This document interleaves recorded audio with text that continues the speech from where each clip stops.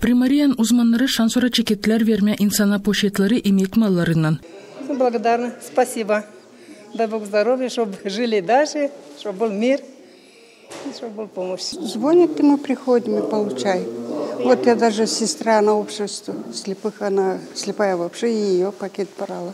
Emek mallarının poşetleri var nasıl kabul etsinler pensionerlar kim 80 yaşından daha büyük, yıl grupan invalidleri, çok kuşaklı aileler, onkologiyalan hastalar, hem yatalak insanlar, anlattı Komrat kasabasının sosyal soruşlarında baş uzmanı Olga Patutina. Biz her yılın veririz paskel için 1200 kişiye versatilizece veririz.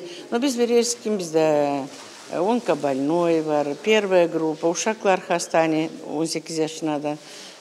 Veririz kimde çok uşak 4 yaşından tazede tuberkulozla больным, onkobольным. No, onlar toplanır bizde 1200 kişi.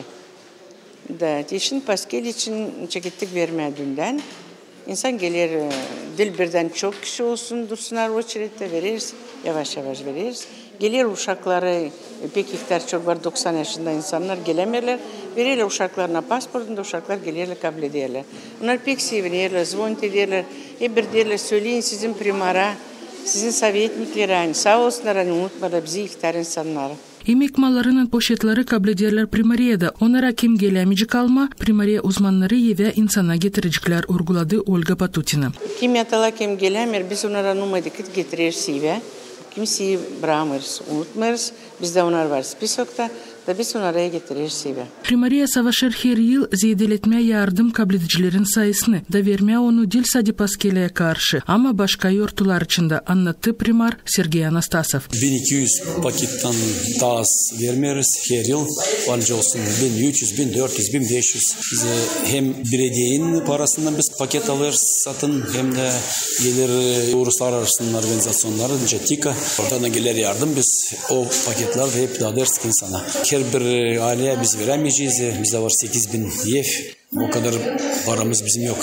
Bu parayı da biz çok zor bu yıl bulduk. Zira bu savaşınca çeketti. Biz zor bütçeni toplarız. Ama bir tarafta yakışmar kalalım biz bu insandan. Onun için de yardım ederdik. Öyle de yardım edeceğiz ileride. Böyle yardımlar verilir yılda 3-4 kere. Bu hram, paskelle, güz zamana için gelir.